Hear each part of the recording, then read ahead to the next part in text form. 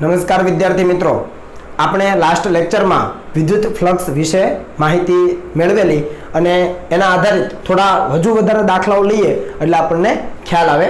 આપણી પાસે સવાલ છે કે આપેલ બંધ પૃષ્ઠમાંથી પસાર થતું કુલ વિદ્યુત ફ્લક્સ શોધો. મિત્રો, તમને ગાઉસનો નિયમ યાદ હશે, બરાબર? ગાઉસનો નિયમ કંઈક આવું કહેતો હતો કે કોઈ પણ બંધ પૃષ્ઠમાંથી પસાર થતું કુલ વિદ્યુત ફ્લક્સ એ કેટલું હોય? તો કે એ હોય integration over close path E dot ds સદિશ આવું હતું is equal to q in upon epsilon 0.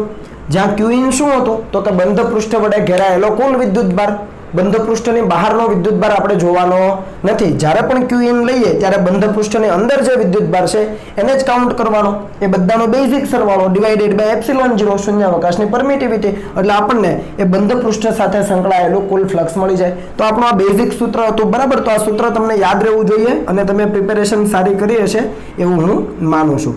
તો આ જ સૂત્ર પર આધારિત આપણે દાખલાઓ જોઈએ. તો આપણને કીધું છે કે આ બંધ પૃષ્ઠ આપેલા છે આકૃતિમાં, એમાંથી પસાર થતું વિદ્યુત ફ્લક્સ શોધો.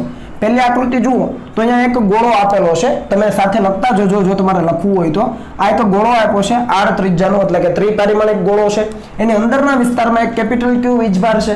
તો આ કેપિટલ Q વીજભારના લીધે આ બંધ ગોળો જે છે ત્રિપરિમાણિક ગોળો, એની સાથે સંકળાયેલું વિદ્યુત ફ્લક્સ કેટલું હોય? તો આપણે આ સૂત્રથી જઈએ તો એ બંધ પૃષ્ઠ એટલે કે અહીંયા ગોળો છે, તો એ બંધ પૃષ્ઠની અંદર ઘેરાયેલો વિદ્યુતભાર ગણવો પડે. અને વિદ્યુતભાર કેટલો છે? Q. તો અહીંયા Q અપોન એપ્સિલોન 0 તો અચળાંક છે, તો ફ્લક્સ આપણને મળી જાય Q અપોન એપ્સિલોન 0. અહીંયા કેપિટલ Q છે તો અહીંયા આપણે કેપિટલ Q લખવો પડે, તો કેપિટલ Q અપોન એપ્સિલોન 0 આની સાથે સંકળાયેલું આપણને ફ્લક્સ મળી જાય. સિમ્પલ છે. બીજું જુઓ, અહીંયા તમને એક નળાકાર આપેલો છે, બરાબર છે? એટલે કે પોલી નળી છે અને એના બંને છેડા છે બંધ કરેલા છે. સમજજો, બરાબર? બધું જ બંધ છે. ઉપરથી આ વક્ર સપાટી પણ બંધ તો હોય જ, અને આ બંને છેડા છે એ પણ બંધ કરેલા છે. મેં અહીંયા શેડેડ પોર્શન કર્યો છે અને તમે જુઓ કે અંદરના વિસ્તારમાં અહીંયા કેપિટલ Q, બીજો માઇનસ કેપિટલ Q અને બહારના વિસ્તારમાં Q વિદ્યુત ભાર છે. તો આ જે સપાટી આપણને આપી છે, તંત્ર આપ્યું છે, એની સાથે સંકળાયેલું અથવા એમાંથી પસાર થતું વિદ્યુત ફ્લક્સ કેટલું? તો ફરીથી બંધ પૃષ્ઠની અંદર રહેલો વિદ્યુત ભાર એનો બેઝિક સરવાળો અને છેદમાં એપ્સિલોન 0 એનો ગુણોત્તર. તો જુઓ અહીંયા જે બહાર વિદ્યુત ભાર Q છે એને આપણે ધ્યાનમાં લેવાનો નથી, કારણ કે આપણે કીધેલું કે જ્યારે પણ ફ્લક્સ ગણીએ ત્યારે બંધ પૃષ્ઠની અંદર રહેલા વિદ્યુત ભારો જ જમણી તરફ મૂકવાના છે. તો બંધ પૃષ્ઠની અંદર રહેલા વિદ્યુત ભારો 2 છે, એનો મતલબ કે phi is equal to Q in upon epsilon 0 લખાય. હવે Q ઇન એટલે અંદર રહેલા વિદ્યુત ભારોનો બેઝિક સરવાળો કરો. સરવાળો તો એક પ્લસ Q છે અને એટલો જ બીજો માઇનસ Q છે, તો સરવાળો શૂન્ય થાય. તો 0 ના છેદમાં એપ્સિલોન 0 એટલે પસાર થતું ફ્લક્સ અથવા સંકળાયેલું ફ્લક્સ કેટલું થાય? શૂન્ય થાય. સિમ્પલ છે, બરાબર? ત્રીજું જુઓ, અહીંયા તમને એક અર્ધગોળો આપેલો છે, બરાબર? અર્ધગોળો છે જેની ત્રિજ્યા છે r, અને અહીંયા જે નીચેની સપાટી છે એ બંધ કરેલી છે, ટૂંકમાં તળિયું છે ઢાંકેલું છે, બંધ કરેલું. તો આ બંધ પૃષ્ઠ છે, અર્ધગોળો એક બંધ પૃષ્ઠ બની ગયું અહીંયા. અને એની અંદરના વિસ્તારમાં એક સ્મોલ Q વિદ્યુતભાર મૂકેલો છે. તો આ સ્મોલ Q વિદ્યુતભારના કારણે આ જે અર્ધગોળો છે એમાંથી પસાર થતું વિદ્યુત ફ્લક્સ કેટલું હોય? તો ફરીથી phi is equal to Q in upon epsilon 0. અંદર કેટલો વિદ્યુતભાર ઘેરાયેલો છે? તો કે સ્મોલ Q, તો સ્મોલ Q ના છેદમાં એપ્સિલોન 0. ઈઝી છે. ટૂંકમાં કોઈ પણ તમને બંધ સપાટી આપી છે, બંધ પૃષ્ઠ આપ્યું છે અને એની અંદર ઘેરાયેલો વિદ્યુતભાર જો તમે જાણતા હોય તો એ બંધ પૃષ્ઠ વડે ઘેરાયેલો વિદ્યુતભાર એનો બેઝિક સરવાળો છેદમાં એપ્સિલોન 0 એટલે આપણને ફ્લક્સ મળી જાય. તો અહીંયા મેં સ્ટેટમેન્ટ લખ્યું છે કે આ જે ઉપરના ઉદાહરણો છે એના પરથી સમજી શકાય કે ગાઉસના નિયમનો ઉપયોગ કરીને કોઈ પણ બંધ પૃષ્ઠમાંથી પસાર થતું વિદ્યુત ફ્લક્સ આપણે સરળતાથી મેળવી શકીએ. ખ્યાલ આવે છે? પણ ધારી લો કે કોઈ બંધ પૃષ્ઠ આપ્યું છે, બંધ ન હોય તો, ટૂંકમાં ખુલ્લું પૃષ્ઠ હોય અને એમાંથી પસાર થતું ફ્લક્સ શોધવાનું કીધું હોય તો એના માટે પણ મિત્રો આપણે ગાઉસના નિયમનો ઉપયોગ કરી શકીએ. શું સાંભળ્યું તમે? કે બંધ પૃષ્ઠમાંથી પસાર થતું ફ્લક્સ શોધવું હોય તો ગાઉસના નિયમનો ઉપયોગ કરીને આપણે સરળતાથી મેળવી શકીએ. પણ કોઈ પૃષ્ઠ એવું છે કે જે કમ્પ્લીટલી બંધ નથી, ટૂંકમાં એ ખુલ્લું છે, અને ખુલ્લા પૃષ્ઠમાંથી પસાર થતું ફ્લક્સ આપણે શોધવું હોય તો એ પણ ગાઉસના નિયમનો ઉપયોગ કરીને શોધી શકાય છે. પણ એના માટે આપણે એક સંમિત તંત્ર વિચારવું પડે, સંમિત રચના લેવી પડે. શું છે રચના એ આપણે જોઈએ, પણ એ પહેલા વાંચી લઈએ કે પરંતુ કેટલીક વાર ખુલ્લી સપાટીમાંથી, ખાસ સમજો, ખુલ્લી સપાટીમાંથી પસાર થતું વિદ્યુત ફ્લક્સ મેળવવા માટે પણ ગાઉસના નિયમનો ઉપયોગ કરાય છે, ટૂંકમાં ગાઉસનો નિયમ વપરાય છે. અને આ માટે સંમિત બંધ પૃષ્ઠ વિચારવું પડે. આ વસ્તુ સમજજો ખાસ. આ સમમિત બંધ પૃષ્ઠ શું હોય છે તો હું તમને સમજાવું. અહીંયા એક દાખલો લઈએ એટલે સમજ આવે. તમે અહીંયા જોઈ શકો કે અહીંયા એક અર્ધગોળો છે જેની ત્રિજ્યા છે r અને અર્ધગોળાનો કેન્દ્ર છે એ કેન્દ્ર ઉપર એક કેપિટલ Q વીજભાર મૂકેલો છે. અહીંયા જ્યાં નીચેની સપાટી છે બંધ નથી, અહીંયા કેવી રીતે બંધ હતી આપણે જોયું એવી રીતે અહીંયા બંધ નથી, ટૂંકમાં ખુલ્લી છે, તો આ સપાટી બંધ ન ગણી શકાય. અને જો બંધ ન ગણી શકાય તો ગાઉસના નિયમનો સીધો ઉપયોગ થાય નહીં. સમજ આવે છે? નીચેની સપાટી ખુલ્લી છે એટલે ટૂંકમાં એ બંધ નથી, અને બંધ નથી તો ગાઉસના નિયમનો સીધો ઉપયોગ ન થાય, પણ છતાં પણ એના માટે ગાઉસનો નિયમ વાપરી શકાય. અને એના માટે આપણે સમમિત બંધ પૃષ્ઠ વિચારવું પડે. સમમિત બંધ પૃષ્ઠ એટલે શું તો કે અહીંયા આ જે અર્ધગોળો ઉપર છે એવો જ અર્ધગોળો નીચે, અથવા એવું વિચારો કે આ Q વિદ્યુતભારથી આ ગોળાની સપાટી ઉપર જેટલા અંતરે છે એવી જ એક સપાટી આ Q વિદ્યુતભારથી નીચે તરફ લઈએ, ટૂંકમાં ગોળો પૂર્ણ કરીએ એટલે સમજો કે આ રીતની કંઈક પરિસ્થિતિ. ખ્યાલ આવો? ખરેખર નીચે ગોળો છે નહીં, પણ આપણે વિચાર્યો કે સમગ્ર રીતે આ કમ્પ્લીટલી એક બંધ ગોળો છે. હવે તમે જુઓ આ સપાટી તો કમ્પ્લીટ બંધ જ છે, એના અંદરના વિસ્તારમાં Q વીજભાર છે. યસ. અને જો એ Q વીજભાર છે તો આ સમગ્ર ગોળા સાથે સંકળાયેલું ફ્લક્સ કેટલું તો ઉપર ગણ્યું એટલું જ Q/ε0. સમજ આવે? સમગ્ર બંધ ગોળો હોય તો એની સાથે સંકળાયેલું ફ્લક્સ કેટલું જુઓ અહીંયા લખ્યું r ત્રિજ્યાના ગોળામાંથી, એટલે કે સંપૂર્ણ ગોળામાંથી પસાર થતું કુલ ફ્લક્સ આટલું થાય Q/ε0. પણ ગોળો ખરેખર સંપૂર્ણ નથી, અડધો જ છે. પણ અહીંયા મેં વાત કરી કે સમમિત બંધ પૃષ્ઠ, તો આ સમમિત બંધ પૃષ્ઠ વિચાર્યું આ Q વિદ્યુતભારથી ઉપરની સપાટી જેટલા અંતરે છે એટલા જ અંતરે નીચેની સપાટી પણ છે. સમજાણું? દરેક બાજુ તમે જુઓ આ સપાટીનો દરેક હિસ્સો દરેક ભાગ એ Q વિદ્યુતભારથી સમાન અંતરે છે, તો આને કહેવાય સમમિત બંધ પૃષ્ઠ. સમજ આવે છે? નતું પણ આપણે ક્રિએટ કર્યું તો આખા બંધ પૃષ્ઠ સાથે સંકળાયેલું આટલું. તો અહીંયા તમે જુઓ એવું વિચારી શકાય કે આ Q વિદ્યુતભારમાંથી જેટલી ક્ષેત્ર રેખાઓ નીકળે છે એમાંની અડધી ક્ષેત્ર રેખા ઉપરના ભાગ સાથે સંકળાય, અડધી ક્ષેત્ર રેખા નીચેના ભાગ સાથે સંકળાય.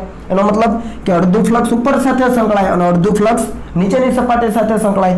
તો ખરેખર ઉપરની આટલો જ આપણને આપેલું છે, આ નીચેનો ભાગ નથી, તો આ ઉપરનો જે અર્ધ ભાગ છે અર્ધગોળો એની સાથે સંકળાયેલું ફ્લક્સ કેટલું તો આ કુલ ફ્લક્સનું અડધું હોય, કારણ કે વિદ્યુત ક્ષેત્ર રેખાઓ પણ અડધી જ નીકળે છે ને ઉપરના ગોળામાંથી. તો લખ્યું છે કે r ત્રિજ્યાના અર્ધગોળામાંથી પસાર થતું કુલ વિદ્યુત ફ્લક્સ કેટલું હોય Q/ε0 જે હતું એનું અડધું, એટલે Q/2ε0. સમજ આવે છે? ખ્યાલ આવશે આ વસ્તુ? બરાબર. જુઓ આગળ જુઓ એટલે વધારે ખ્યાલ આવે.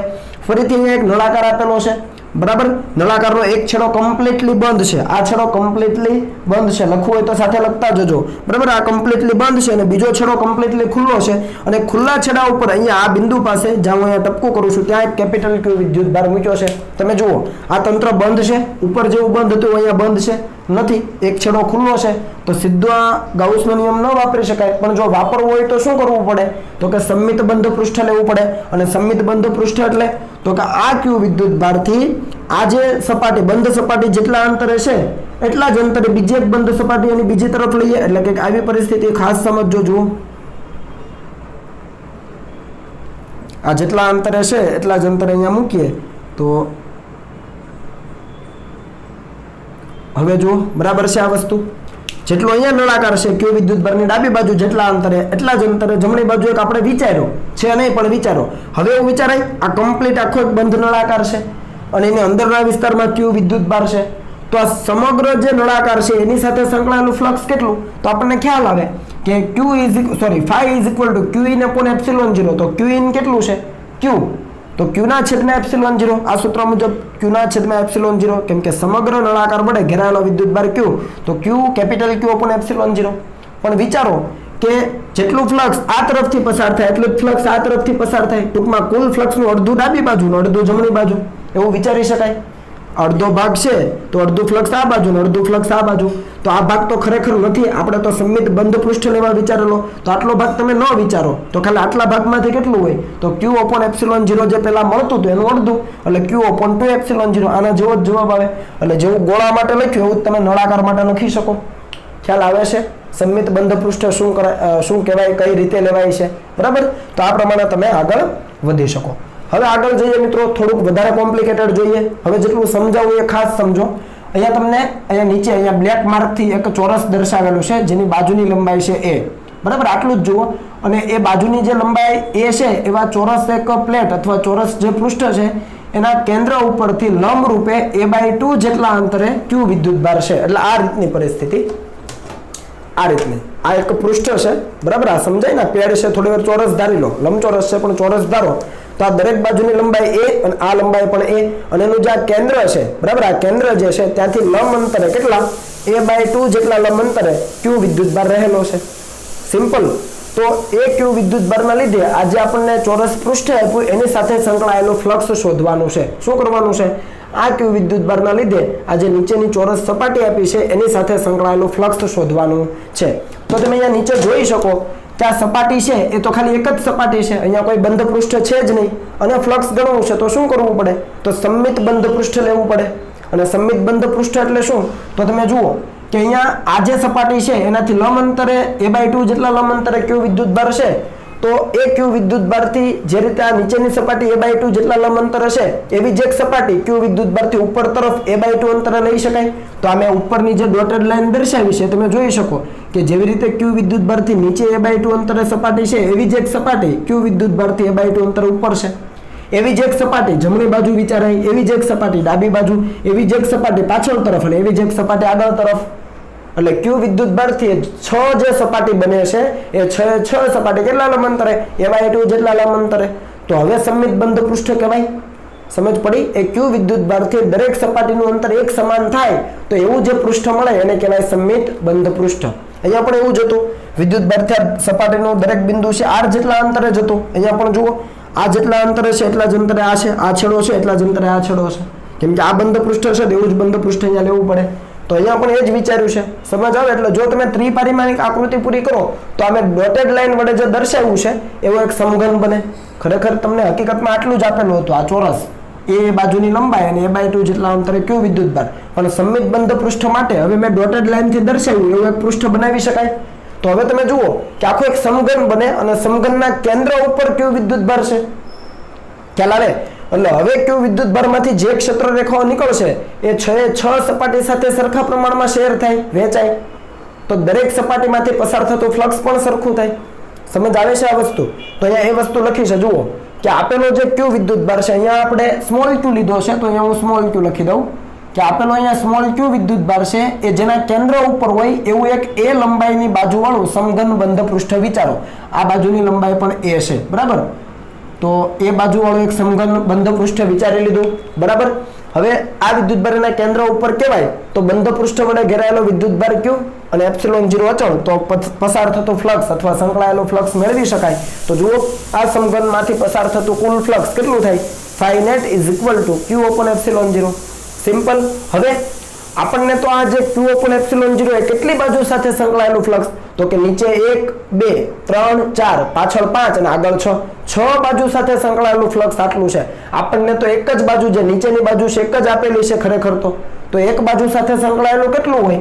તો આપણને ખ્યાલ આવે કે સમઘનની દરેક બાજુ એ q ને સમમિત છે, કેમ કે q થી સમાન અંતરે છે a/2 જેટલા અંતરે, અને સમમિત હોવાથી સમઘનની એક બાજુમાંથી પસાર થતું ફ્લક્સ કેટલું?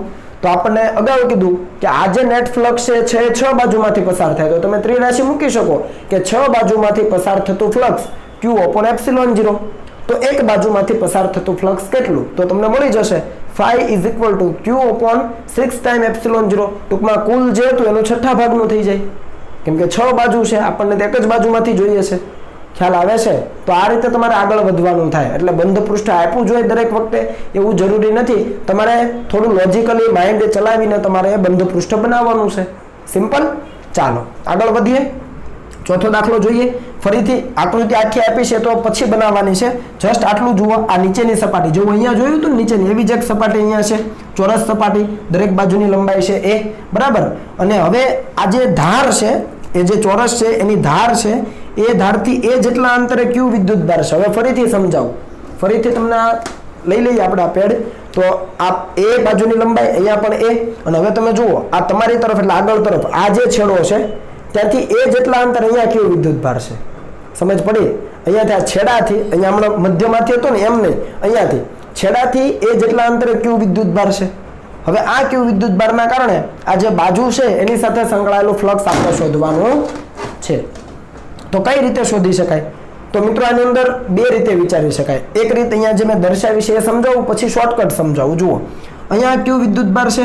હવે તમે જુઓ કે આ જે q વિદ્યુતભાર છે એના માટે આપણે વિચારીએ તો આ જે એક ચોરસ આપી છે એના માટે એક સમઘન ઉપર બનાવ્યો, સમઘન અહીંયા મેં દર્શાવ્યો. જુઓ, બનાવી શકાય. તો તમે જોઈ શકો કે આ જે ક્યુ વિદ્યુતભાર છે સમઘનના એક શિરોબિંદુ ઉપર છે. બરાબર. હવે એક શિરોબિંદુ ઉપર છે તો તમે જુઓ કે આ સમઘનની દરેક બાજુ એ ક્યુ થી સમાન અંતરે નથી. આ જે આ તરફની બાજુ છે બહાર તરફની, એ તો એના માટે કોઈ અંતર જ નથી, 0 અંતર. બીજી તરફની પાછળની જે બાજુ એ જેટલા અંતરે છે, પછી નીચેની બાજુ પણ એ જેટલા અંતરે, ઉપરની બાજુ માટે કોઈ અંતર જ નથી. સામેની બાજુ કેટલા અંતરે? તો કે એ જેટલા અંતરે. અને આ પાસેની બાજુ છે ક્યુ વિદ્યુતભાર ને આ બાજુ એ કેટલા અંતરે? 0 અંતરે. ટૂંકમાં ક્યુ વિદ્યુતભારથી દરેક બાજુનું અંતર સમાન નથી. ટૂંકમાં સમમિત બંધ પૃષ્ઠ ન કહી શકાય. કહેવાય બંધ પૃષ્ઠ પણ સમમિત નથી. સમમિત ક્યારે હોય? જ્યારે ક્યુ વિદ્યુતભારથી દરેક જે 6 બાજુ છે એનું અંતર એક સમાન હોય. જેવું અહીંયા ઉપર મળતું હતું a/2 અંતર મળતું હતું ને, એવું અહીંયા નથી થતું.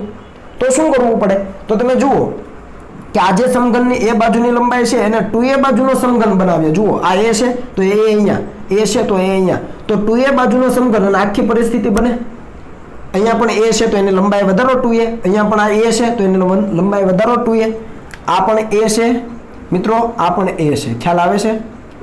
મેં થોડુંક જગ્યાના હિસાબે થોડુંક નાનું દર્શાવ્યું છે, પણ એ બાજુની લંબાઈ હતી એમાંથી 2a કરી, અહીંયા એ હતી તો 2a, અહીંયા એ હતી તો 2a. એ રીતે તમે ત્રિપારિમાણિક એક્સપાન્શન કરો. હવે તમે જુઓ 2a બાજુનો સમઘન બની ગયો, દરેક બાજુની લંબાઈ 2a. અને હવે આ ક્યુ વિદ્યુતભારને વિચારો તો એ 2a બાજુની લંબાઈનો જે સમઘન બન્યો એના કેન્દ્ર ઉપર છે. યસ, 2a લંબાઈની બાજુનો જે સમઘન બન્યો એના કેન્દ્ર ઉપર હવે આવી ગયો. ખરેખર હતો નહીં, પણ આપણે ઇમેજિનેશન કરીને સમમિત પૃષ્ઠ એવું બનાવ્યું કે જેથી કરીને એ ક્યુ વિદ્યુતભાર છે એ આ જે 2a લંબાઈનો બાજુ છે એના કેન્દ્ર ઉપર આવી જાય. બરાબર. હવે તમે વિચારો દરેક બાજુ છે કેટલા અંતરે છે? 2a લંબાઈનો જે સમઘન છે એની દરેક બાજુ હવે ક્યુ વિદ્યુતભારથી કેટલા અંતરે? તો કે દરેક બાજુ એ જેટલા અંતરે છે. જુઓ, આ નીચેની બાજુ આખી બની આ એ જેટલા અંતરે, આ જમણી બાજુ બને એ જેટલા અંતરે, પછી ડાબી બાજુ, પછી જમણી બાજુ છે એ જેટલા અંતરે, ઉપરની બાજુ એ જેટલા અંતરે, એવી રીતે આગળ અને પાછળ પણ એ જેટલા અંતરે.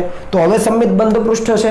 તો હવે ફ્લક્સ ગણી શકાય. તો એ વસ્તુ અહીંયા લખી છે કે 2a લંબાઈના સમઘનમાંથી પસાર થતો કુલ ફ્લક્સ, 2a લંબાઈનો સમજજો, એમાંથી પસાર થતું કેટલું? તો કે q/ε0, કારણ કે બંધ પૃષ્ઠ વડે ઘેરાય છે માત્ર q/ε0. ક્લિયર છે? બરાબર. પણ આપણને ખબર છે કે ભાઈ આ જે છે એ ખરેખર સમગ્રમાંથી જે આ ક્યુ વિદ્યુતભાર છે એમાંથી પસાર થતી ક્ષેત્રરેખાઓ છે એ સમગ્ર બંધ પૃષ્ઠમાંથી બહાર નીકળવાની. તો એમાંનો એક સમઘન જો આપણે વિચારીએ તો એમાંથી તો ઓછી ક્ષેત્રરેખાઓ નીકળવાની. ટૂંકમાં આખા સમઘનમાંથી 2a લંબાઈના સમઘનમાંથી પસાર થતો ફ્લક્સ આટલું હોય તો આપણે એવું વિચારી શકીએ કે 2a લંબાઈના સમઘનની દરેક બાજુ એ વિદ્યુતભારને અનુલક્ષીને સમમિત છે. નીચેની બાજુ કીધી એ જેટલા અંતરે, ડાબી બાજુ એ જેટલા અંતરે, જમણી બાજુ એ જેટલા અંતરે, ઉપરની બાજુ એ જેટલા અંતરે, એવી રીતે આગળ અને પાછળની બાજુ પણ છે. તો એ 2a લંબાઈના સમઘનની દરેક બાજુ વિદ્યુતભારને અનુલક્ષીને સમમિત છે, ટૂંકમાં સમાન અંતરે છે. અને એ કારણથી એક બાજુ એટલે આખી આવો 2a લંબાઈની જે બાજુ છે 2a/2a ની એ એક બાજુમાંથી પસાર થતું ફ્લક્સ કેટલું? તો કે q/6ε0. કારણ કે 6 બાજુમાંથી પસાર થતું કુલ આટલું છે, તો આખી એક બાજુમાંથી કેટલું? તો એને ભાગ્યા 6 એટલે q/6 ટાઈમ ε0. એટલે આ જુઓ આટલું. હવે એમાં તમે જોઈ શકો કે આ જે એક બાજુ છે એમાં પણ 4 ભાગ છે. આપણને તો એના ચોથા ભાગમાંથી જ જોઈએ છે. ખ્યાલ આવે છે? આ સમગ્ર બાજુમાંથી કેટલું પસાર થાય? q/6 time ε0. પણ આપણે તો એ આખી બાજુનો પણ ચોથો ભાગ જોઈએ છે, તો એ ફ્લક્સનો પણ ચોથો ભાગ કરવો પડે. ખ્યાલ આવે? તો લખ્યું છે કે 2a લંબાઈની એક બાજુના ચોથા ભાગમાંથી, કેમ કે 1 2 3 ને 4 સમાન ભાગ, તો આપણને તો ખાલી ચોથા ભાગમાંથી જ જોઈએ છે. તો ચોથા ભાગમાંથી પસાર થતું વિદ્યુત ફ્લક્સ કેટલું હોય? તો કે q/6ε0 છે એનો ચોથો ભાગ, એટલે આને ભાગ્યા હજુ 4 કરો તો q/24ε0. સમજ આવે છે? જો સમજ ન આવી હોય તો વિડીયોને ફરીથી પાછળ લઈ જજો અને ફરીથી એકવાર જોજો, કેમ કે રિપીટ કરવાનો કોઈ મતલબ નથી. બરાબર. વસ્તુ એ જ છે કે ક્યુ વિદ્યુતભારને કેન્દ્રમાં રાખીને સમમિત એક તંત્ર બનાવો અને તંત્રમાંથી પસાર થતું ફ્લક્સ શોધી લો. એના આધારે એક બાજુ સાથે સંકળાયેલું ફ્લક્સ શોધી લો અને એક બાજુ સાથે સંકળાયેલું ફ્લક્સ શોધી લો. એનો પણ ચોથો ભાગ જોઈએ છે આપણને. તો આપણે તો જે જોઈએ છે એનું જ કામ કરવાનું. તો એને ભાગ્યા હજુ 4 કરો એટલે જવાબ મળી જાય. બરાબર. બીજી રીતે પણ વિચારી શકાય મિત્રો કે અહીંયા આ ક્યુ વિદ્યુતભાર કેન્દ્રમાં છે તો એમાંથી જે ક્ષેત્રરેખાઓ નીકળે એ ત્રિપરિમાણમાં હશે, એટલે બધી જે બાજુઓ છે એમાંથી સમાન રીતે પસાર થાય. ખ્યાલ આવે છે? તો કુલ ફ્લક્સ આટલું હોય, કુલ ફ્લક્સ આટલું જ છે, એમાં ના નથી, Q/ε0। હવે તમે વિચારો એ બાજુની જે લંબાઈ છે એ બાજુની લંબાઈ એવા ચોરસ કેટલા, એ બાજુની લંબાઈ હોય એવા ચોરસ કેટલા, તો અહીંયા 1 2 3 4, એક જે નીચેની તળિયું છે નીચેની સપાટી એમાં 4 ચોરસ, એવી કેટલી સપાટી 6, તો 4 × 6 24 એવી બાજુ છે કે જેની બાજુની લંબાઈ A/A છે। તો આપણે એવું કહી શકીએ કે 24 બાજુમાંથી પસાર થતું કુલ ફ્લક્સ આટલું, 24 બાજુમાંથી પસાર થતું કુલ ફ્લક્સ આટલું। તો એક બાજુ આપણને તો એક જ બાજુમાંથી જોઈએ છે, A/Aની એક જ બાજુ, તો એક બાજુમાંથી કેટલું, તો 24 માંથી Q/ε0, તો એકમાંથી કેટલું લખી દો, સીધો જવાબ મળે। ખ્યાલ આવે છે? તો એ રીતે પણ તમે લખી શકો। હવે તમારે જાતે લખવાનું। ત્રીજી રીતે વિચારીએ, જુઓ હવે સમજો, આ Q વિદ્યુતભાર ખાલી એક સમઘન વિચારો, એક નાનકડો સમઘન A/A એનો સમઘન વિચારો। હવે અહીંયા Q વિદ્યુતભાર છે એમાંથી ક્ષેત્ર રેખાઓ તો બધી રીતે બહાર નીકળવાની, ત્રિપારિમાણિક, એમાંની અમુક ક્ષેત્ર રેખાઓ આમાં દાખલ થવાની, બાકીની તો વેડફાઈ જવાની, જેની કોઈ જરૂર નથી આપણને। તો તમે આજે આગળની બાજુ, ટૂંકમાં તમારા તરફની જે બાજુ છે ત્રિપારિમાણિક વિચારો, તો તમારા તરફની જે બાજુ છે તો એ જે બાજુ છે આ રીતે છે અને વિદ્યુતભારના કેન્દ્ર ઉપર પડેલો છે, તો ક્ષેત્ર રેખા કઈ રીતે હશે, તો કે એને સમાંતર હશે, ટૂંકમાં આ રીતે હોય। સમજ આવે છે? હું ખાલી એક દર્શાવું, બરાબર છે? હવે ક્ષેત્ર રેખા ટૂંકમાં એ સપાટીને સમાંતર છે અને એનો ક્ષેત્રફળ સદિશ, બહારની સપાટીનો ક્ષેત્રફળ સદિશ લંબ રૂપે બહાર તરફ, તો ફ્લક્સનું સૂત્ર જુઓ, E.dA, E સદિશ આમ છે, એ સદિશ લંબ રૂપે બહાર, તો E.dA cos 90, E.dA cos 90, તો શું થયું, તો એક એ સપાટી સાથે સંકળાયેલું ફ્લક્સ 0 થઈ ગયું। એવી જ રીતે આ જે બાજુની સપાટી છે, આ બાજુની સપાટી એની સાથે સંકળાયેલું ફ્લક્સ એટલે તો એની વિદ્યુત ક્ષેત્ર રેખા ગણો આ રીતે હોય, સપાટીને સમાંતર હોય, આ ત્રિપારિમાણિક આકૃતિ છે એટલે ઇમેજિનેશન કરજો તમે। તો આ જે સપાટી છે અહીંયા વિદ્યુતભાર પડ્યો છે, તો અહીંયા સપાટીને સમાંતર એટલે આ રીતે હોય અને એનો ક્ષેત્રફળ સદિશ લંબ રૂપે બહાર તરફ, ફરીથી એ બાજુ સાથે સંકળાયેલું ફ્લક્સ E cos 90, E અને A વચ્ચેનો ખૂણો 90, તો એની સાથે સંકળાયેલું ફ્લક્સ પણ 0। હવે ઉપરની સપાટી વિચારો આ રીતે, અને વિદ્યુતભાર અહીંયા ખૂણા ઉપર છે અહીંયા, તો ત્યાં એની ક્ષેત્ર રેખા સપાટીને સમાંતર જાય એટલે કંઈક આ રીતે, તો વિદ્યુત ક્ષેત્ર રેખા સપાટીને સમાંતર અને ક્ષેત્રફળ સદિશ ઉપર તરફ, ફરીથી લંબ, તો એ સપાટી સાથે સંકળાયેલું ફ્લક્સ પણ 0 થયું। તો આ 6 સપાટી જે છે એમાંથી 3 સાથે સંકળાયેલું ફ્લક્સ તો 0 થઈ ગયું, તો બચી કેટલી, માત્ર 3। હવે સમજો, જસ્ટ હું ખાલી સમજાવીશ, તો આ વસ્તુ યાદ રાખજો કે 3 માંથી પસાર થતું ફ્લક્સ 0, 3 સાથે સંકળાયેલો અને 3 સાથે મળે છે। હવે આ એક વિદ્યુતભાર છે, હવે તમે કેમેસ્ટ્રીમાં થોડાક આવી જાઓ। આ જે વિદ્યુતભાર છે એ ખરેખર જો વિચારવા જઈએ તો આ એક સમઘન છે, એવા ખરેખર કેટલા સમઘન સાથે સંકળાયેલો હોય, યાદ છે? પેલું SC ને BCC ને FCC ને તમે ભણો છો એમાં કંઈક આવે છે કે આ જે વિદ્યુતભાર છે આ એક સમઘનના ખૂણા ઉપર છે, એક કોર્નર ઉપર છે, તો ખરેખર આ જે Q વિદ્યુતભાર છે 8 સમઘન સાથે હિસ્સેદારી કરે। કેટલા સમઘન સાથે? 8 સમઘન સાથે। જુઓ, એક પાછળ તરફ આ સમઘન છે, હજુ એક આના જો આગળ આવે 2, એની બાજુમાં 3, પાછળ 4 અને એવા ને એવા 4 ઉપર 8, ફરીથી આ એક છે, બીજો એક અહીંયા સાઈડમાં આવે આગળ 2, એના જો 3, એના જો પાછળ 4, એટલે એક સમતલમાં 4, એના જેવા સેમ ટુ સેમ કોપી ઉપર 4, 8 સમઘન આવે। એ 8 સમઘન સાથે એક Q વિદ્યુતભાર સંકળાયેલો છે, તો 8 સમઘન સાથે સંકળાયેલું કુલ ફ્લક્સ કેટલું હોય, તો Q/ε0 હોય। તો એક સમઘન સાથે કેટલું, 8 સમઘન સાથે ત્રિરાશી મૂકી શકો, 8 સમઘન સાથે Q/ε0, કેમ કે આ 8 સમઘન મૂકો ઉપર બાજુમાં, તો આ Q વિદ્યુતભાર તો કેન્દ્રમાં જવાનો, તો 8 સમઘન સાથે Q/ε0, તો એક સાથે કેટલું, તો એક સાથે તમને ખબર પડે કે Q/8 આ એક સમઘન છે એની સાથે સંકળાયેલું ફ્લક્સ આટલું। સમજ આવી? બરાબર, કારણ કે 8 સાથે Q/ε0, તો એક સાથે આટલું। હવે એ એક સાથે આટલું છે એમાં પણ 3 બાજુ સાથે તો છે જ નહીં। હવે ખરેખર આ કેટલા સાથે સંકળાયેલું છે, તો કે આ 6 બાજુ સાથે સંકળાયેલું, તો એવું લખાય 6 બાજુ સાથે સંકળાયેલું Q/8 6 બાજુ સાથે સંકળાયેલું કેટલું, Q/8 તો હવે આપણને તો ખબર છે કે અહીંયાથી તો 3 બાજુ જ મળે છે। સમજ આવે છે? તો 3 બાજુ સાથે સંકળાયેલું કેટલું, ઓકે। તો એ રીતે પણ વિચારી શકો, અને જો એ રીતે નથી વિચારવું તો તમે એવું પણ ગણી શકો કે ભાઈ આ જે ફ્લક્સ છે, આ જે ફ્લક્સ એ ટોટલ બાજુ સાથે સંકળાય છે, બરાબર, બધી બાજુ સાથે। હવે એમાંથી 3 બાજુ સાથે સંકળાયેલું ફ્લક્સ તો 0 છે, તો આપણે ગણી લીધું, E.dA પરસ્પર લંબ છે, તો હવે 3 બાજુ જ રહી, બરાબર છે। તો હવે 3 બાજુ સાથે સંકળાયેલું ફ્લક્સ કેટલું? 3 બાજુ સાથે, તો આપણને ખ્યાલ આવે કે 3 બાજુ સાથે સંકળાયેલું ફ્લક્સ આટલું છે। તો આપણે લખી શકીએ કે 3 બાજુ સાથે સંકળાયેલું ફ્લક્સ, આગળ જે 6 બાજુ લીધું હતું એ નહીં, એ ભૂલ હતી, પણ અહીંયા 3 બાજુ સાથે સંકળાયેલું ફ્લક્સ આટલું, બરાબર। તો એક બાજુ સાથે કેટલું? ફરીથી જોઈ લો, ખ્યાલ આવે છે? કેમ કે 3 સાથે 0, તો હવે સંકળાય કોની સાથે? માત્ર 3 ના કારણે જ આટલું હશે, તો 3 સાથે આટલું Q/8 ટાઈમ એપ્સિલોન 0, તો એક સાથે કેટલું? આનું તમે ત્રિરાશિ મૂકો અને જવાબ લાવો એટલે ફરીથી Q/24 એપ્સિલોન 0, આ 3 છેદમાં જતા રહેશે કરશો એટલે, તો Q/24 ટાઈમ એપ્સિલોન 0 એ રીતે પણ મળે। એટલે 3 રીતે શોધી શકાય, તમને જે મેથડ અનુકૂળ આવે એ કરવાની, પણ પરીક્ષામાં તો તમારે સીધો લોજિકલી જ જવાબ આપવાનો છે, બરાબર। તો તમારે એ ખાસ ધ્યાન રાખવાનું છે। અહીંયા મેં હમણાં 6 સાથે સંકળાયેલું લીધું હતું, એ વસ્તુ ખોટી છે, એને નોટ ડાઉન નહીં કરતા, બરાબર, બાકીનું બધું રાઈટ છે। તો આ રીતે તમારે કોઈ પણ બંધ પૃષ્ઠ આપ્યું હોય તો તમે ઇઝીલી શોધી શકો, પણ જો બંધ પૃષ્ઠ ન હોય તો આપણે બનાવવું પડે અને પછી આપણે આગળ વધવું પડે। મિત્રો પ્રેક્ટિસ કરશો એટલે આવડી જશે, ઓકે। તો હવે તમે આને કોપી કરી લો।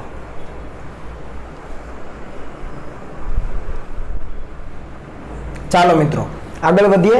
દાખલા નંબર 5માં અહીંયા તમે આકૃતિમાં જુઓ કે એ પહોળાઈ ધરાવતી અનંત વિસ્તારની એક પ્લેટ આપેલી છે, તમે અહીંયા જોઈ શકો છો, એક પ્લેટ છે જેની પહોળાઈ છે એ અને અનંત વિસ્તાર ધરાવે છે, ટૂંકમાં આ રીતે બહાર તરફ, ખ્યાલ આવે છે?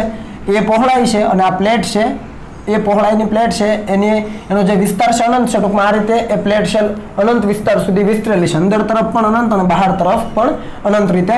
અને પ્લેટના જે બંને છેડાઓ છે એ બંને છેડાઓ, અહીંયા Q વિદ્યુત ભાર મૂકેલો છે મિત્રો, અહીંયા સ્મોલ q, અને એ પ્લેટના બંને છેડાઓ Q વિદ્યુત ભાર પાસે ટોટલ 60 ડિગ્રીનો ખૂણો બનાવે છે, તો લંબ દ્વિભાજક સાથે 30 ડિગ્રીના ખૂણા બનાવે છે એવું આપેલું છે। અને આ Q વિદ્યુત ભારથી આ જે લંબ અંતર છે પ્લેટનું એ આપેલું છે √3a/2, √3 અંડર રૂટમાં છે અને a/2 બહાર છે, બરાબર, √3a/2।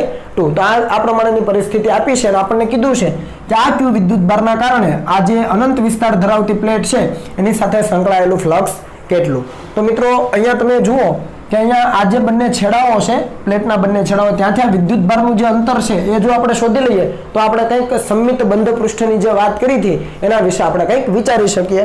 તો અહીંયા ખૂણો તમને આપેલો છે 30 ડિગ્રી, પાસેની બાજુ તમને આપી છે √3a/2, તો કર્ણ શોધી શકાય, બરાબર।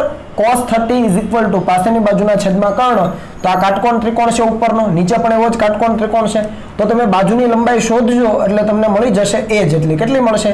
જેટલી આ પ્લેટની પહોળાઈ છે એટલે આ તમને કર્ણની લંબાઈ મળી જશે, એટલે ઉપર પણ એ નીચે પણ એ। અને આવું આપણને ખબર છે, આવું કોના માટે હોય? તો આવું ષટકોણ માટે હોય કે ષટકોણના દરેક શિરોબિંદુથી કેન્દ્ર સુધીનું અંતર સમાન હોય, આ એનું શિરોબિંદુ છે અને આ કેન્દ્ર થયું, તો અંતર બધા સમાન, તેનો મતલબ કે નિયમિત ષટકોણ બનાવી શકાય। આ ડોટેડ લાઈન તો પછી દોરવાની, માત્ર તમને આટલો જ ભાગ આપેલો હતો, આટલો, બરાબર। તો હવે નિયમિત ષટકોણ બનાવાય। હવે તમે જુઓ ષટકોણના દરેક શિરોબિંદુથી આ જે Q છે એનું અંતર કેવું હોય? એક સમાન હોય, અથવા આ જે આ પ્લેટ છે ટૂંકમાં દરેક પ્લેટ એનું અંતર કેટલું હોય? √3a/2 હોય, સમજી શકાય? તો આ એક હવે સંમિત બંધ તંત્ર થઈ ગયું। તો એ સંમિત બંધ તંત્ર સાથે સંકળાયેલું ફ્લક્સ હવે મેં ટૂંકમાં લખ્યું છે Q/ε0, કારણ કે બંધ પૃષ્ઠ વડે ઘેરાયેલો વિદ્યુત ભાર Q, તો Q/ε0 સિમ્પલ। તો આપણને તો આ 6 બાજુ સાથે સંકળાયેલું મળ્યું, તો આપણને તો માત્ર એક બાજુ સાથે જોઈએ છે, તો એક બાજુમાંથી કેટલું ફ્લક્સ પસાર થાય? તો ϕ = આનો છઠ્ઠો ભાગ, જે કુલ છે એનો છઠ્ઠો ભાગ, કારણ કે 6 સાથે સંકળાયેલો, 6 બાજુ સાથે સંકળાયેલો આટલું, તો એક બાજુ સાથે કેટલું? તો કે એનો છઠ્ઠો ભાગ, Q/6 ટાઈમ એપ્સિલોન 0, ખ્યાલ આવે? અને આ તંત્ર હશે કેવું? તો આમ અનંત વિસ્તાર સુધી વિસ્તરેલું હશે, તો તમને એવું થાય કે આ તરફનો છેડો અને પાછળ તરફનો છેડો ખુલ્લા હશે, પણ મિત્રો અહીંયા આપણને અનંત વિસ્તારની પ્લેટ કીધી છે, અને અનંત વિસ્તારની પ્લેટ હોય તો આ જે વિદ્યુત ભાર છે એની વિદ્યુત ક્ષેત્ર રેખાઓ અનંત વિસ્તાર સુધી પહોંચવાની જ નથી, ખ્યાલ આવે છે? જે પણ ક્ષેત્ર રેખાઓ છે એ આ 6 પ્લેટમાંથી સમાન પ્રમાણમાં બહાર નીકળવાની, જેટલી આમાંથી એટલી જ આમાંથી, એટલી જ આમાંથી, એટલી જ આમાંથી, એટલી જ આમાંથી ને એટલી જ આમાંથી। પણ અનંત વિસ્તારમાં જે ખુલ્લા ભાગ રહી ગયા છે, આ તરફનો જે ખુલ્લો ભાગ અને પાછળ તરફનો ખુલ્લો ભાગ, ત્યાં વિદ્યુત ક્ષેત્ર રેખા પહોંચવાની જ નથી, એટલે ફ્લક્સ તમે ત્યાં ધ્યાનમાં ન લો તો ચાલે, ખ્યાલ આવે? એટલા માટે આપણે ડાયરેક્ટ આને બંધ પૃષ્ઠ ધારી લીધું છે। એકચ્યુઅલમાં એ બંધ પૃષ્ઠ આમ જોવા જઈએ તો નથી, પણ વિસ્તાર અનંત છે એટલે આપણે એવું ગણી શકીએ કે અનંત વિસ્તારે છે એ પૃષ્ઠ બંધ થઈ ગયેલું છે, કારણ કે ત્યાં વિદ્યુત ક્ષેત્ર રેખા પહોંચતી પણ નથી, તો એની ચિંતા કરવાની જરૂર નથી, તો ફ્લક્સ આપણને મળી જાય। ઈઝી છે, ઓકે। ચાલો આગળ વધીએ। સવાલ નંબર 6, આપેલ તકતીમાંથી પસાર થતું ફ્લક્સ શોધો. અહીંયા આકૃતિ તમને આપી છે.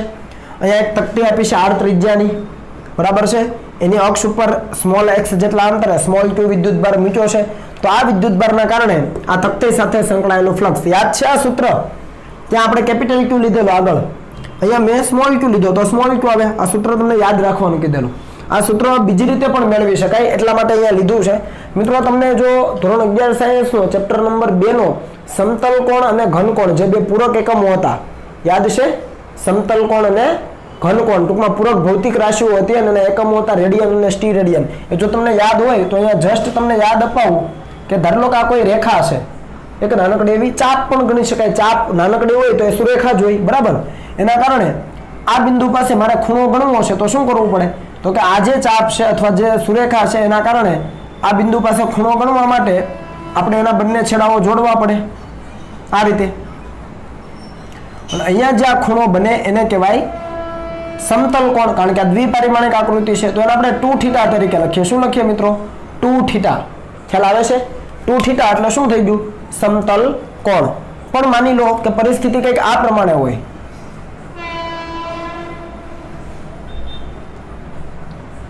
આવું કોઈ પૃષ્ઠ છે. હવે જોજો ત્રિપરિમાણિક પૃષ્ઠ છે અને એ પૃષ્ઠના કારણે અહીંયા આ બિંદુ પાસે આધાર લોકો ઓ બિંદુ પાસે ખૂણો કેટલો? તો આપણને ખબર છે કે આ જે દરેક ખૂણાઓ છે, દરેક ખૂણાઓ આ ઓ બિંદુ પાસે જોડી દઈએ આવી રીતે, અને બધાના કારણે જે કોમન અહીંયા ખૂણો બનવાનો આવો કંઈક,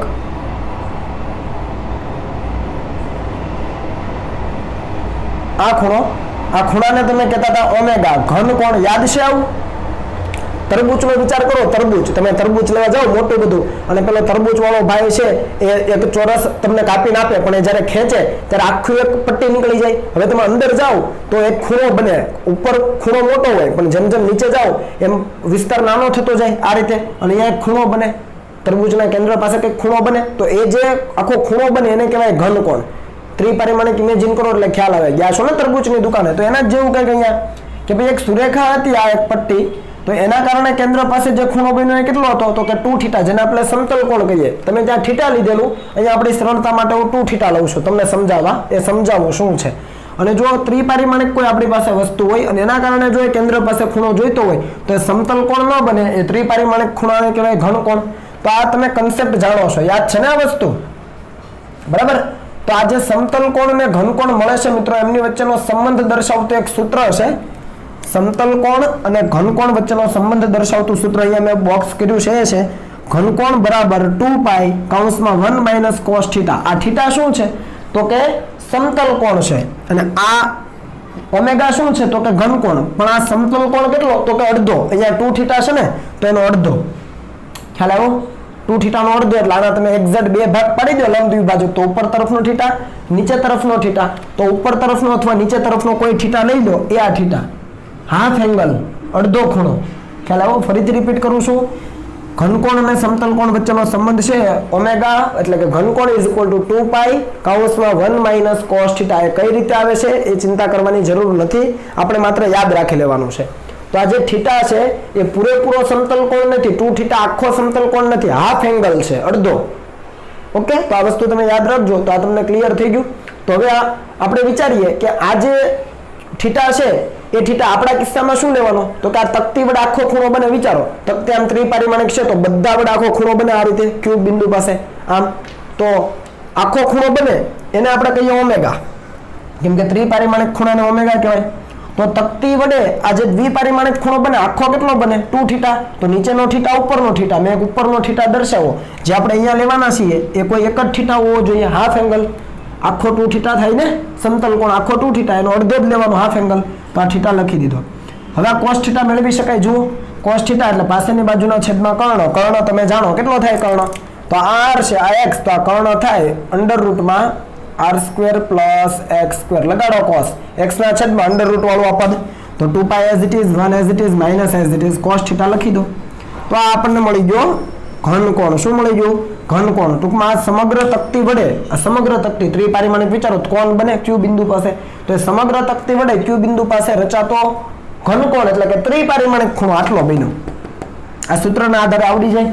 બરાબર આવી રીતે કોઈ પણ દાખલા આપ્યો હોય તો તમને મેળવતા આવડવું જોઈએ હું અત્યારે એક કરાવું છું બાકીનું તમારા ઉપર જ્યારે આવે ત્યારે તમે જોતા જજો બરાબર હવે આપણને આ ઘનકોણ મળી ગયો હવે મિત્રો બીજી વસ્તુ કે ધારી લો કે આ ક્યુ વિદ્યુતભાર છે એક ગોળો છે ને કેન્દ્ર ઉપર છે ક્યાં છે ક્યુ વિદ્યુતભાર ગોળો છે અને કેન્દ્ર ઉપર તો આની અંદરથી નીકળતી વિદ્યુત ક્ષેત્ર રેખાઓ ત્રિપરિમાણમાં બધી જગ્યામાં વહેંચાય બધી દિશામાં સમાન રીતે વિતરિત થાય તો બધી દિશામાં સમાન રીતે વિતરિત થાય તો આ આખો ગોળો છે ત્રિપરિમાણિક તો ત્રિપરિમાણિક ગોળા વડે આ જે કેન્દ્ર છે જ્યાં ક્યુ વિદ્યુતભાર છે તો ક્યુ વિદ્યુતભાર પાસે બનતો ખૂણો કેટલો ઘનકોણ કેટલો ટૂંકમાં તો એ 4π હોય આ વસ્તુ યાદ રાખજો આ જે ગોળો છે પોલો ગોળો છે એ પોલા ગોળા વડે આ જે કેન્દ્ર છે ગોળાનું બરાબર આ ક્યુ વિદ્યુતભાર જ્યાં મૂકેલો છે ત્યાં ટોટલ જે ઘનકોણ બને છે ત્રિપરિમાણિક ખૂણો એ કેટલો છે 4π આ વસ્તુ યાદ રાખવાનું તો અહીંયા પણ કંઈક એવું જોઈએ આ ક્યુ વિદ્યુતભાર છે એને આજુબાજુના વિસ્તારમાં જોવા જઈએ તો આજુબાજુના વિસ્તારમાં ફ્લક્સ તો ત્રિપરિમાણિક રીતે ઉત્પન્ન કરે જ છે એટલે ખરેખર કેટલો ઘનકોણ કવર કરે છે તો આપણને ખબર પડે કે 4π જેટલો ઘનકોણ હોય કેટલો હોય 4π મેં તમને અહીંયા સમજાવ્યું બરાબર એવું જ કે અહીંયા તો 4π જેટલો ઘનકોણ હોય તો 4π જેટલો ઘનકોણ હોય તો આખા વિસ્તારમાંથી ફ્લક્સ પસાર થાય એટલે કેટલું q/ε0 બંધ પૃષ્ઠ વડે ઘેરાયેલો વિદ્યુતભાર છેદમાં ε0 તો આપણે એવું લખી શકીએ કે 4π ઘનકોણ હોય ત્યારે ફ્લક્સ કેટલું તો કે q/ε0 4π ઘનકોણ ક્યાંથી આવ્યો મેં તમને અહીંયા સમજાવ્યું કે ત્રિપરિમાણિક રીતે વિચારો તો q બિંદુ પાસે 4π જેટલો ઘનકોણ બને તો 4π ઘનકોણ હોય આટલા રેડિયન ત્યારે ફ્લક્સ કેટલું તો કે q/ε0 ગાઉસના નિયમ પ્રમાણે પણ અહીંયા તકતી વડે કેટલો ઘનકોણ બને છે માત્ર આટલો તો આટલો ઘનકોણ હોય અહીંયા લખ્યું છે ત્યારે ફ્લક્સ કેટલું તો ફ્લક્સને આપણે જો ફાઈ કહીએ q નહીં કહીએ આપણે મિસ્ટેક છે અહીંયા ફાઈ કહીએ તો ફાઈ શું થાય તો આ ચોકડી ગુણાકાર ભાગ્યા 4π કરો એટલે આ જવાબ આવી જાય ખ્યાલ આવે છે એટલે શું કરવાનું સમતલ કોણ અને ઘનકોણ વચ્ચેનો સંબંધ મેળવો પછી ત્રિરાશિ મૂકી દો એટલે જવાબ આવી જાય પણ અહીંયા થીટા કેટલો છે પૂરેપૂરો સમતલ કોણ નથી જે સમતલ કોણ છે એનું અડધું આખો સમતલ કોણ 2 થીટા હોય એનો અડધો જ લીધો છે થીટા એટલે હાફ એંગલ છે આ લખવું હોય તો તમે લખી લેજો તમારી સમજ માટે શું છે આ હાફ એંગલ અને કાઉન્સમાં લખી લેજો સમતલ કોણ અને આ ઘનકોણ છે અહીંયા તો લખ્યું જ છે ઘનકોણ બરાબર ચાલો તો આ રીતે તમે સોલ્વ કરી શકો બરાબર આ કન્સેપ્ટ પર આધારિત એક થોડો કોમ્પ્લિકેટેડ દાખલો જોઈએ છે ઈઝી પણ આમ પરીક્ષાની અંદર પૂછી શકાય એવું છે જુઓ કે આપેલ વક્ર સપાટીમાંથી પસાર થતું વિદ્યુત ફ્લક્સ અહીંયા તમને એક નળાકાર આપ્યો છે જેની લંબાઈ છે l એની ત્રિજ્યા છે r બરાબર અને એની અંદર મધ્યમાં એક્ઝેક્ટ મિડલ બિંદુ પર વચ્ચે ક્યુ વિદ્યુતભાર સ્મોલ ક્યુ વિદ્યુતભાર છે એટલે ક્યુ વિદ્યુતભારથી ડાબી બાજુનું અંતર l/2 જમણી બાજુની જે બાજુ છે એનું l/2 કારણ કે આખું l છે અને ક્યુ વિદ્યુતભાર વચ્ચે તો l/2 અંતર તો આપણને કીધું છે કે વક્ર સપાટી એટલે આ જે ગોળાકાર ભાગ હોય ને આ જે પ્લેન છે તો એને વક્ર સપાટી આ કહેવાય બરાબર એ વક્ર સપાટીમાંથી પસાર થતું ફ્લક્સ તો તમે વિચારો કે આ જે ક્યુ વિદ્યુતભાર છે એમાંથી જે ફ્લક્સ નીકળવાનું ટૂંકમાં એમાંથી જે વિદ્યુત ક્ષેત્ર રેખાઓ નીકળવાની એ ક્યાંથી પસાર થાય તો કે આ જે નળાકાર છે એની સપાટીમાંથી પણ પસાર થાય અને આ જે છેડાઓ છે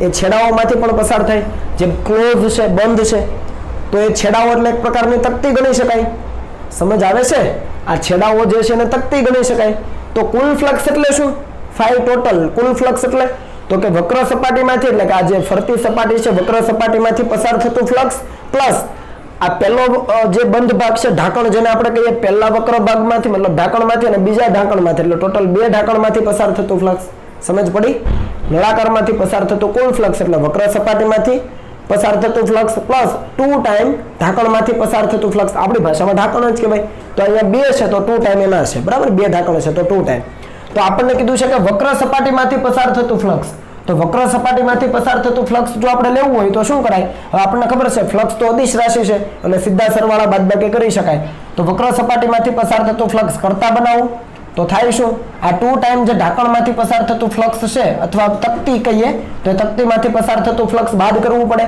તો કુલ ફ્લક્સ માઈનસ આ 2 ટાઈમ એટલે કે બે તકતીમાંથી પસાર થતું ફ્લક્સ તો 2 ટાઈમ ગુણવાનો થાય બરાબર તો કુલ ફ્લક્સ તો આપણને ખબર છે બંધ સપાટી વડે ઘેરાયેલો વિદ્યુતભાર q છે તો કુલ ફ્લક્સ q/ε0 બરાબર છે માઈનસ હવે બે તકતી છે તો 2 ફેક્ટર એના અને આ તકતીના કારણે વિદ્યુત ફ્લક્સ કેટલું છે આટલું તો ડાયરેક્ટ મૂકી દેવાય જુઓ ચાલ આવે છે આટલું છે તો ડાયરેક્ટ મૂકી દીધું છે અહીંયા સમજ આવે ને કારણ કે આ જે તકતી છે કોઈ એક તકતી અહીંયા કેટલો ખૂણો બનાવે થીટા કારણ કે આવી જ પરિસ્થિતિ છે જુઓ ત્યાં આવી જ પરિસ્થિતિ છે અહીંયા થીટા અહીંયા બને છે એવો જ થીટા અહીંયા, તો કુલ ફ્લક્સ આટલું Q/ε0 માઇનસ 2 તકતીમાંથી છે તો 2 ટાઈમ, અને એક તકતીનું કેટલું હોય તો કે આટલું, તો એ બાદ કરી દીધું, બરાબર.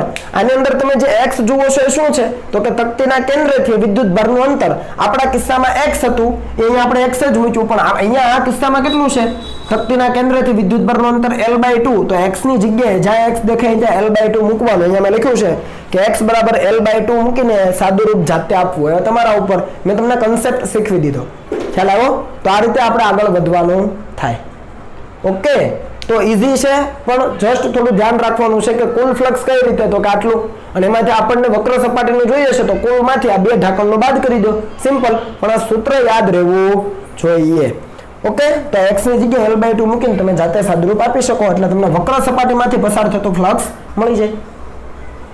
હવે મિત્રો આવતીકાલે આજે દાખલાઓ મેં લખ્યા છે ઉદાહરણનો 1.11, 1.12 અને સ્વાધ્યાયનો 1.15, 1.16, 17, 18, 19 ને 20 પહેલા ચેપ્ટરના જ છે બધા. આ ઉદાહરણ અને સ્વાધ્યાયના આ જે દાખલાઓ છે એ તમારે હું તમને આવતીકાલે ટૂંકમાં નેક્સ્ટ લેક્ચરમાં કરાવીશ, પણ તમારે જાતે એકવાર ટ્રાય કરવાની છે. આ બધા ફ્લક્સ પર આધારિત દાખલાઓ છે, થોડા કોમ્પ્લિકેટેડ પણ છે અને થોડા ઈઝી પણ છે.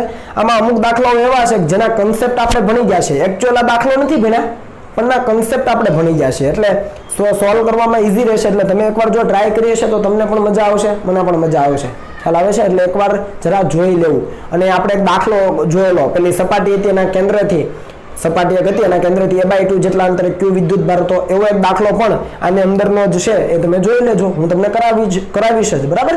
તો હવે તમે આ દરેક બાબતોને કોપી કરી લો મિત્રો.